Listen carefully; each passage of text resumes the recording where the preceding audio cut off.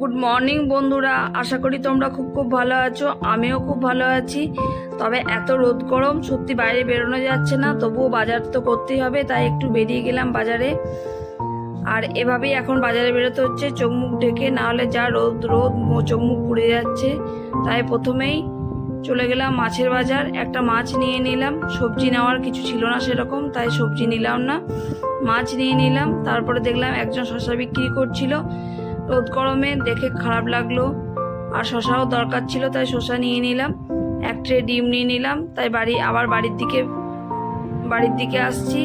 আসার সময় দেখছি রাস্তায় এত রোদ গরম হলে কি হবে, রাস্তাতেও কিন্তু ভালোই ভিড় ছিল। জানি না কবে এই রোদ গরম শেষ হবে, বৃষ্টি কবে হবে। একটু বৃষ্টিরও দরকার। আর এত রোদ গরম যদি চলতেই থাকে, তাহলে মানুষ কিন্তু এবার অসুস্থ হয়ে পড়বে। সত্যি বাইরে বেরোনোটাও দায় হয়ে যাচ্ছে। আমরা কিন্তু তখনও ব্রেকফাস্ট করিনি। আর আমাদের বাড়ির পাশেই জানো তো একটা বেকারি আছে, সেখান থেকেই আমরা ব্রেড বিস্কুট এগুলো কিনি।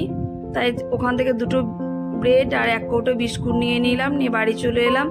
এই যে ডিম, ব্রেড, বিস্কুট, শশা আর মাছ এগুলো নিয়ে বাড়িতে চলে এলাম। আর আমরা রোদ গরমে এসেছি বলে আমার ছেলে আবার সেগুলোকে গুছিয়ে ফ্রিজে আবার ডিম এগুলো সব গুছিয়ে রেখে দিল।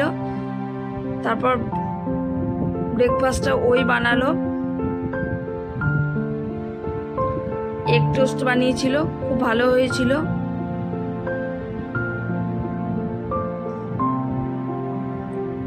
ও কিন্তু মোটামুটি অনেক কিছুই পারে করতে, করেও, যে মা একা করে বলে ও আমাকে অনেক কিছুতে হেল্প করে। বানিয়ে প্রথমেই দাদাইকে দিয়ে দিয়েছিল, তারপরে ও নিজেও নিল, আমাদেরকেও দিয়েছিল। তারপর বলছে মা খাচ্ছে, বলছে খুব ভালোই হয়েছে খেতে।